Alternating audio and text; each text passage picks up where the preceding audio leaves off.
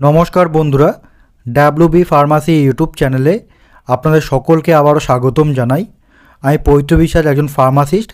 आजकेर एई भिडियोटी थेके आपनारा जानते पारबेन जे एकजन 35 बछरेर एकजन महिलार हठात् करे पेटेर समस्या हय, जार कारणे डायरिया, शरीर दुर्बलता एबं तार संगे शरीरे ज्वर देखा जाय एबं हालका पेटेर व्यथा हय। एरकम समस्यार जन्य डाक्तारबाबुरा कि धरनेर खाওয়ার ओषुध दिए थाकेन एवं प्रयोजन अनुयायी डाक्तारबाबू ओनाके स्लाइन लागानोर परामर्श दिएछेन शिरापथेर माध्यमे। कि धरनेर स्लाइन देওয়া হচ্ছে বা কি ওষুধ দেওয়া হচ্ছে সেই সমস্ত কিছু তথ্য আপনারা এই ভিডিওটিতে একটি প্রেসক্রিপশনের মাধ্যমে জানতে পারবেন। প্রেসক্রিপশন সমাধান কীভাবে করতে হয় সেটার ব্যাপারেও কিছু তথ্য দেওয়া রয়েছে।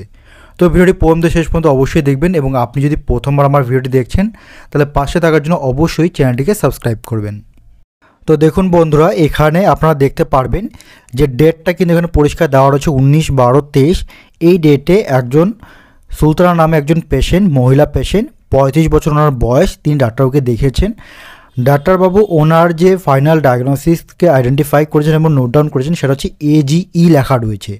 তো বন্ধুরা, আপনাদের প্রশ্ন হতে পারে যে স্যার এই AGE এর পুরো নাম কি? মেডিকেল টার্মে এর সম্পূর্ণ নাম হচ্ছে অ্যাকিউট গ্যাস্ট্রোএন্টারাইটিস। মানে কি যে আমাদের পরিপাক তন্ত্র রয়েছে বা অন্ত্র রয়েছে, এর মধ্যে সংক্রমণ যদি হয় তাহলে সেটাকে অ্যাকিউট গ্যাস্ট্রোএন্টারাইটিস বলা হবে। অর্থাৎ পরিপাকতন্ত্রের এক ধরনের জ্বালা, যা প্রায়শই ব্যাকটেরিয়া বা ভাইরাস বা পরজীবী সংক্রমণের কারণে কিন্তু হতে পারে। এটা যে কোনো বয়সের মানুষের হতে পারে, বেশিরভাগ ক্ষেত্রে বাচ্চাদের কিন্তু এটা সমস্যা বেশি হয়। যার কারণে বা এর প্রধান লক্ষণগুলো কী কী? ডায়রিয়া হতে পারে, বমি ভাব বা বমি হতে পারে, হালকা জ্বর, পেটে ব্যথা, খিদে কম পাবে, ক্লান্তি লাগে, শরীরটা প্রচণ্ড দুর্বল করে দেয়, অনেক সময় পেশিতে ব্যথা বা মাথা ব্যথা, এই ধরনের সমস্যা হতে পারে। এগুলো কিন্তু হচ্ছে অ্যাকিউট গ্যাস্ট্রোএন্টারাইটিসের লক্ষণ, যেটা দিয়ে ডাক্তারবাবু চিহ্নিত করেছেন এনার এই সমস্যাটা হয়েছে। তারপর দেখুন বন্ধুরা, এখানে ডাক্তারবাবু ওনার এই সমস্যাটার পাশাপাশি এই যে সিম্বলটা ব্যবহার করেছেন ড্যাশ দিয়ে সি, এটা মানে হচ্ছে উইথ। তার সঙ্গে এই অ্যাকিউট গ্যাস্ট্রোএন্টারাইটিসের সঙ্গে কি সমস্যা রয়েছে? সোর থ্রোট। সোর থ্রোট কথা মানে হচ্ছে গলায় ব্যথা। সাধারণত ঠান্ডা লাগার ফলে কিন্তু গলায় ব্যথা হতে পারে। এটা সবচেয়ে ভালো বোঝার সুবিধা হচ্ছে যে আপনি কোনো কিছু গলাদ্য করেন বা জল পান করতে আছেন, তখন আপনার গলায় ব্যথা হতে পারে, মানে টনসিলের সমস্যার কারণে অনেক সময় ব্যথা হতে পারে। তো সেটা সামান্য ব্যথা রয়েছে। এবং তার সঙ্গে উইথ কী রয়েছে? ফিভার, মানে জ্বর। জ্বর যেটা সাধারণত আমাদের যে বডি টেম্পারেচার, মানে সাধারণ শরীরে যে তাপমাত্রা থাকা উচিত সেটা 98.6 ডিগ্রি ফারেনহাইট অথবা 37 ডিগ্রি সেলসিয়াস, যেটা সাধারণত 97 ডিগ্রি ফারেনহাইট থেকে 99 ডিগ্রি ফারেনহাইট ভ্যারি করতে পারে। যদি কোনো কারণে সেটা বেড়ে গিয়ে 100.4 ডিগ্রি ফারেনহাইটের বেশি হয় বা 38 ডিগ্রি সেলসিয়াসের বেশি হয় তাহলে সেটাকে আমরা জ্বর সাধারণত ধরে রাখি। এবং সেটা অবশ্যই শরীরের অসুস্থতার কারণে বা সংক্রমণের কারণে কিন্তু হতে পারে। মানে টেম্পারেচার যদি 100 ডিগ্রির বেশি হয়ে যায় তাহলে অবশ্যই সেটা সংক্রমণ বা কোনো কিছুর কারণে কিন্তু অসুবিধাটা হচ্ছে বা জ্বরটা বেড়ে গেছে। তারপর দেখুন বন্ধুরা, রুগীটির ব্লাড প্রেশার, বিপি মানে কি? Blood pressure. ব্লাড প্রেশার মাপা হয়েছে। সাধারণত ব্লাড প্রেশার মাপা হয় স্পিগমোম্যানোমিটার যন্ত্রের সাহায্যে, যার সাহায্যে সঠিক আসে। বর্তমানে যুগে ডিজিটাল ব্লাড প্রেশার মাপার যন্ত্র বেরিয়েছে, সেটাতে কিন্তু কিছুটা মানে ভুল থাকে, মানে কিছুটা বেশি থাকে, মানে যান্ত্রিক যেহেতু। কিন্তু আপনারা চেষ্টা করবেন ব্লাড প্রেশার মাপার সময় স্পিগমোম্যানোমিটার যন্ত্রের সাহায্যে পরিমাপ করার, তাহলে সেই ব্লাড প্রেশারটা পারফেক্ট আসবে।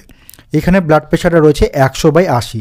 100টাকে বলা হচ্ছে সিস্টোলিক ব্লাড প্রেশার, যেটা সাধারণত 110 থেকে 130-এর মধ্যে থাকা উচিত, এবং নিচেটা রয়েছে 80, যেটা 70 থেকে 90-এর মধ্যে। তো সেক্ষেত্রে ব্লাড প্রেশার নিচেটা ঠিকই রয়েছে কিন্তু উপরেটা সামান্য কম রয়েছে।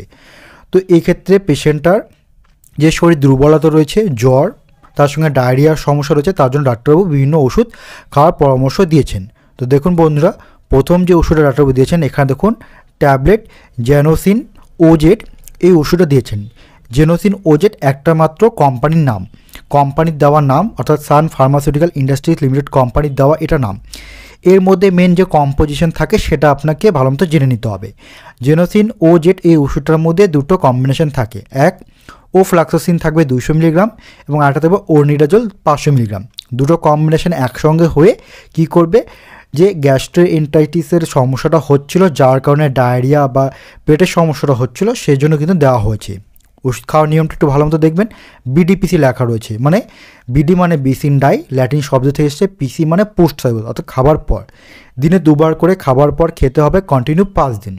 মনে রাখবেন এই ওষুধটা 5 দিনই খেতে হবে, ডাক্তারের পরামর্শ অনুযায়ী বা ডাক্তারের পরামর্শ ছাড়া কখনোই আপনারা বন্ধ করবেন না। এতে যদি রোগী একদিন মাত্র ওষুধ খেয়ে যদি সুস্থ হয়ে যায় তবু কিন্তু কন্টিনিউ পরপর খেতে হবে। জেনোসিন ওজেট এই ওষুধটার মধ্যে যে দুটো কম্বিনেশন ওফ্লক্সাসিন এবং ওনিডাজল থাকে, এই দুটো কম্বিনেশন একসঙ্গে হয়ে যে মেন কাজটা করবে সেটা কি, সেটা হচ্ছে যে ডায়রিয়ার সমস্যা হচ্ছে সেটাকে ট্রিট করবে। কীভাবে করবে মনে রাখবেন, ওফ্লক্সাসিন হচ্ছে ফ্লোরোকুইনোল গ্রুপের একটা অ্যান্টিবায়োটিক যেটা ব্যাকটেরিয়াগুলোকে মেরে ফেলবে, অর্থাৎ ব্যাকটেরিয়া বলতে গ্রাম পজিটিভ এবং গ্রাম নেগেটিভ ব্যাকটেরিয়া উভয়ের ক্ষেত্রে কিন্তু এটা কাজ করে। ওফ্লক্সাসিন যেরকমভাবে ফ্লোরোকুইনোল গ্রুপের অ্যান্টিবায়োটিক, ঠিক একই রকমভাবে ওনিডাজল কিন্তু হচ্ছে একটা অ্যান্টিপ্রোটোজল ড্রাগ। অ্যান্টিপ্রোটোজল বলতে 5-নাইট্রোইমিডাজল গ্রুপের ড্রাগ। এই ওষুধটা কি করবে, প্রোটোজোয়ান ইনফেকশন বা অ্যানারোবিক ব্যাকটেরিয়াল ইনফেকশনের কারণে যে সমস্যাটা হচ্ছিল সেটাকে কমাবে। কিভাবে, ডিএনএ হেলিক্যাল স্ট্রাকচারটাকে ভেঙে দেবে, যার ফলে প্রোটিন সিনথেসিস আর ঠিকমতো হবে না, ব্যাকটেরিয়াগুলো আস্তে আস্তে মারা যাওয়া শুরু করবে। এইভাবে কিন্তু ওফ্লক্সাসিন এবং ওনিডাজল এই প্রিপারেশন ওষুধটা কিন্তু কাজ করে। তারপর দেখুন বন্ধুরা, ডাক্তারবাবু পেশেন্টটিকে বমি কমানোর জন্য পরের একটা ওষুধ দিয়েছেন, সেটা দেখুন ওনডেম এমডি লেখা রয়েছে, ট্যাবলেট ওনডেম এমডি। এটা বমির ওষুধ, যে বমির ওষুধ টিডিএস লেখা রয়েছে, কিন্তু মনে রাখবেন বন্ধুরা দিনে 3 বার, টিডিএস মানে টারিন ডাই, অর্থাৎ দিনে 3 বার, কিন্তু অবশ্যই এটা খাবার পূর্বে, খাওয়ার মোটামুটি 30 মিনিট আগে এটা খেতে হবে, সকালে, দুপুরে এবং রাতে খাওয়ার আধা ঘন্টা আগে। ওনডেম এমডি এই ওষুধটা হচ্ছে অ্যালকেম ল্যাবরেটরিজ লিমিটেড কোম্পানির তৈরি, যেটা কন্টিনিউ 3 দিন খাওয়ার কথা বলা হয়েছে। এই ওষুধটার মধ্যে মেন যে কম্পোজিশন থাকে সেটা হচ্ছে অনডেনসেট্রন থাকে 4 মিলিগ্রাম, যে ওষুধটা বমি বমি ভাব এবং বমি হওয়ার থেকে আটকাবে এবং বমি হওয়ারটাকেও বাঁচাবে। এইভাবে কিন্তু ওনডেম এমডিটা কিন্তু কাজ করে। আর একটু গভীরভাবে গেলে বলা যায় যে এটা কিন্তু একটা অ্যান্টি এমিটিক মেডিকেশন, মানে মেডিকেল টার্মে যে ওষুধগুলো বমির দোয়াকে কমায় তাকে অ্যান্টি এমিটিক ড্রাগ বলা হয়। অর্থাৎ এরা এক ধরনের কেমিক্যাল মেসেঞ্জার থাকে যাদের সেরোটোনিন বলা হয়, যারা ব্রেনের মধ্যে এমন অনুভূতি পৌঁছায় বা যার কারণে বমি ভাবটা হয় বা শুরু হয় সেটাকে ব্লক করে দেবে বা তাদেরকে বাধা দেবে, যার ফলে আর বমি ভাব হবে না। বেশিরভাগ ক্ষেত্রে দেখা যায় যাদেরকে কেমোথেরাপি দেওয়া হয়, যাদের ক্যান্সারের পেশেন্ট রয়েছেন, কেমোথেরাপি বা রেডিয়েশনের পর যাদের বমি ভাব হয় বা সার্জারির পর যাদের বমি ভাব হয় তাদের ক্ষেত্রে কিন্তু এই ওষুধটাও কিন্তু দেওয়া হয়। তারপর দেখুন বন্ধুরা, ডাক্তারবাবু এই পেশেন্টটিকে গ্যাসের বা অ্যাসিডিটি কমানোর জন্য যে ওষুধ দিয়েছেন ট্যাবলেট নেক্সপ্রো আরডি। নেক্সপ্রো আরডি একটা ফার্মা ওষুধ যেটা টোরেন্ট ফার্মাসিউটিক্যাল কোম্পানির তৈরি। নেক্সপ্রো আরডির মধ্যে যে কম্বিনেশন থাকে, ডোমপেরিডন থাকে 30 মিলিগ্রাম এবং এসোমপ্রাজল থাকে 40 মিলিগ্রাম। এই দুটো কম্বিনেশন একসঙ্গে হয়ে পেটের মধ্যে অতিরিক্ত পরিমাণ অ্যাসিড নিঃসরণ হলে সেটাকে কমাবে। খাওয়ার নিয়মটা কি, বিডিএসি, বিডি মানে বিসিন ডাই, ল্যাটিন শব্দ, এসি মানে অ্যান্টিসাইবোস, খাবার পূর্বে। যেহেতু এটা গ্যাসের ওষুধ অবশ্যই খাওয়ার আগে মোটামুটি 30 মিনিট আগে খেতে হবে। তো দেখুন বন্ধুরা, নেক্সপ্রো আরডি এই গ্যাসের ওষুধটা সকালে একটা সন্ধ্যা একটা খাওয়ার আগে দেওয়া হবে কন্টিনিউ 5 দিন। তো এই ওষুধ দুটোর মধ্যে যে এই ওষুধটার মধ্যে যে কম্বিনেশন থাকে ডোমপেরিডন, এটাকে বলা হয় প্রোকাইনেটিক এবং অ্যান্টি এমিটিক ড্রাগ, অর্থাৎ এটা আমাদের বমি ভাবটাকেও কমাবে এবং এটা কিন্তু আপার ডাইজেস্টিভ ট্র্যাক্টের মধ্যে, অর্থাৎ মুখগহ্বর থেকে শুরু করে পাকস্থলী অবধি আমাদের খাওয়ার যে মুভমেন্টটাকে বাড়াবে, যাতে ইজিলি খাবারটা খুব সহজে স্টোমাকের মধ্যে চলে যায়। এবং তার সঙ্গে যে এসোমপ্রাজল রয়েছে এটাকে কিন্তু বলা হয় proton pump inhibitor. Proton pump inhibitor কথা মানে কি, এটা পাকস্থলীর প্যারিসেটাল কোষের ভেতরে প্রোটন পাম্পটাকে ইনহিবিট করবে, বাধা দেবে, যার ফলে অতিরিক্ত পরিমাণ অ্যাসিড নিঃসরণ হবে না। এইভাবে কিন্তু নেক্সপ্রো আরডি এই ওষুধটা কিন্তু কাজ করে। তারপর দেখুন বন্ধুরা, ডাক্তারবাবু পেশেন্টটার পেটে ব্যথা কমানোর জন্য যে ওষুধ দিয়েছেন সেটা হচ্ছে ট্যাবলেট ডিটিভি ডিএস। ডিটিভি একটা ব্র্যান্ড কোম্পানির নাম, এর মধ্যে থাকে ড্রোটাভেরিন, আর ডিএস যে লেখা রয়েছে এটার মধ্যে ডবল স্ট্রেন্থ রয়েছে, মানে ড্রোটাভেরিন 80 মিলিগ্রাম এর মধ্যে রয়েছে, যেটা ক্যাপটিভ ফার্মাসিউটিক্যাল কোম্পানির তৈরি। যে ওষুধটা খাওয়ার ডোজ বলা হয়েছে বিডিপিসি, দিনে 2 বার, বিসিন ডাই পোস্ট সাইবোস, দিনে 2 বার খাওয়ার পর কন্টিনিউ 5 দিন খাওয়ার কথা বলা হয়েছে। পেটে ব্যথা সাধারণত আমাদের তলপেটে যে স্মুথ মাসল থাকে বা অ্যাবডোমিনের মধ্যে যে স্মুথ মাসল থাকে সেটার মধ্যে কন্ট্রাকশন হয়, কন্ট্রাকশনকে বলা হয় স্পাজম। তো সেই স্পাজমটাকে আরাম দেবে বা স্পাজম হতে দেবে না বা খিঁচুনি হতে দেবে না, যেহেতু এটা স্পাজমটাকে বাধা দেয় তার জন্য এটাকে বলা হয় অ্যান্টি স্প্যাসমোডিক ড্রাগ, অর্থাৎ পেটে ব্যথা কমানোর জন্য কিন্তু দেওয়া হয়। ডোটাভেরিন ডিএস বা ডোটাভেরিন হাইড্রোক্লাইড প্রিপারেশন এই ওষুধগুলো পেটে ব্যথা পাশাপাশি যে কোনো ধরনের অ্যাপেন্ডিক্সাইটের ব্যথা বা কিডনির পাথরের সমস্যার কারণে ব্যথা বা অন্যান্য কারণে পেটে ব্যথা যদি হয় সেক্ষেত্রেও কিন্তু এই ওষুধটা কাজ করে। তারপর দেখুন বন্ধুরা, ডাক্তারবাবু পেশেন্টটিকে জ্বরের জন্য, দেখুন জ্বর লেখা রয়েছে, জ্বর কমানোর জন্য ওষুধ দিচ্ছেন ট্যাবলেট ক্যালপল। এই যে ওষুধটা দেখতে পাচ্ছেন ক্যালপল, এটা একটা ব্র্যান্ড নেম, ভারতীয় গ্লাক্সো স্মিথ ফার্মাসিউটিক্যাল কোম্পানির তৈরি। আসলে আপনারা এখানে দেখবেন প্যারাসিটামল 650 মিলিগ্রাম থাকে। এটা দিনে 3 বার করে, দেখুন লেখা হচ্ছে TDS, দিনে 3 বার করে কন্টিনিউ 5 দিন খাওয়ার কথা বলা হয়েছে। যেহেতু প্যারাসিটামল একটা অ্যানালজেসিক এবং অ্যান্টিপাইরেটিক ড্রাগ, এটা কিন্তু অ্যান্টি ইনফ্লামেটরি নয়, অর্থাৎ খুব বেশি ব্যথা হলে ব্যথাটা কমাবে না। এটা শুধুমাত্র হালকা ধরনের শরীরে ব্যথা, হালকা মাথা ব্যথা, শরীরে যদি জ্বর হয়, জ্বর মানে যেটা স্বাভাবিক তাপমাত্রাতে বেড়ে গিয়ে জ্বর হয়, সেটাকে কিন্তু কমাবে।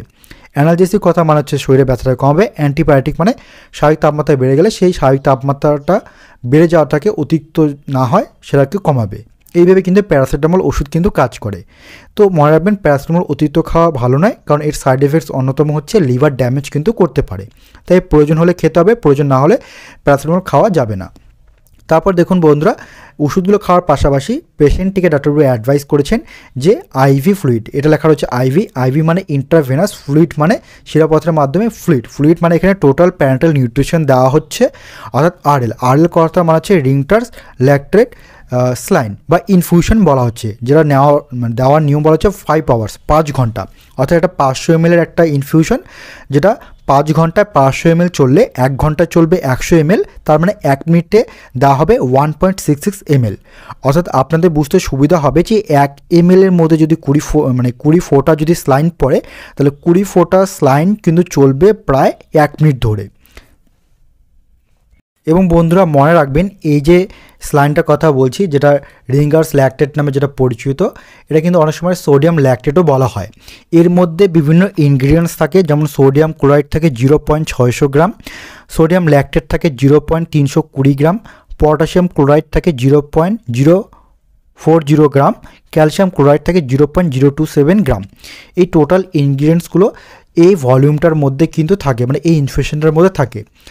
যেরকমটা বললাম, এখানে যেমন ডায়রিয়া হওয়ার কারণে শরীরটা খুব দুর্বল হয়ে গেছে, অর্থাৎ শরীরে অতিরিক্ত পরিমাণ জল বেরিয়ে গেলে শরীরটা দুর্বল যাতে না হয়ে যায়, তার জন্য কিন্তু এই ইনফিউশনটা দেওয়া হবে।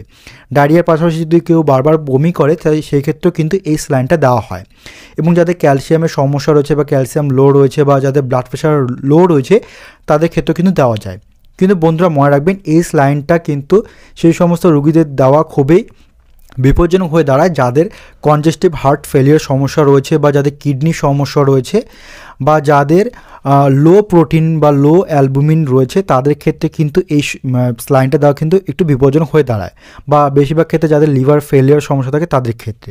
তো তার জন্য অবশ্যই ডাক্তারের কাছে জানাতে হবে যে আপনার হার্টের সমস্যা বা কিডনির সমস্যা আছে কি না, বা ডাক্তার বা ফার্মাসিস্টের উচিত সেই রুগীর অবশ্যই জেনে নেওয়া। এটা কিন্তু আপনাদের মনে রাখতে হবে। এবং বন্ধুরা মনে রাখবেন, এই স্যালাইন বা ইনফিউশন দেওয়ার পাশাপাশি ডাক্তারবাবু রুগীটিকে অ্যাডভাইস করেছেন ইমিডিয়েটলি, যেহেতু পেটে ব্যথাটা খুব বেশি, তার জন্য ইঞ্জেকশন রোটাভেরিন দিয়েছেন। রোটাভেরিন যে ইঞ্জেকশনটা দেখছেন, এটা কিন্তু মানে এর মধ্যে যে কম্পোজিশন থাকে সেটা কিন্তু থাকে রোটাভেরিন হাইড্রোক্লোরাইড। এই ইঞ্জেকশনটা ইন্ট্রামাসাল অথবা ইন্ট্রাভিনাস উভয় পথে কিন্তু দেওয়া যেতে পারে। 40 মিলিগ্রাম থাকে 2 ml অ্যাম্পলের মধ্যে। এটা কিন্তু অ্যান্টি স্প্যাসমোডিক ড্রাগ, যেটা পেটের ব্যথাটাকে কিন্তু কমাবে।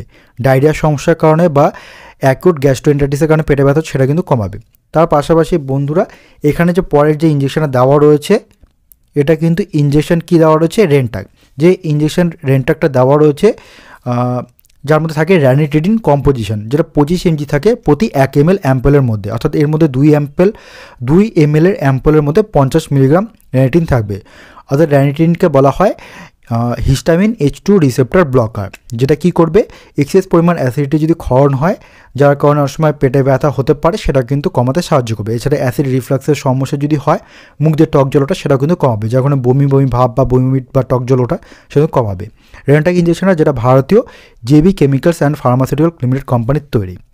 তো ধন্যবাদ বন্ধুরা সম্পূর্ণ ভিডিও দেখার জন্য। এরকম ভিডিও পাওয়ার জন্য অবশ্যই চ্যানেলটিকে সাবস্ক্রাইব করবেন।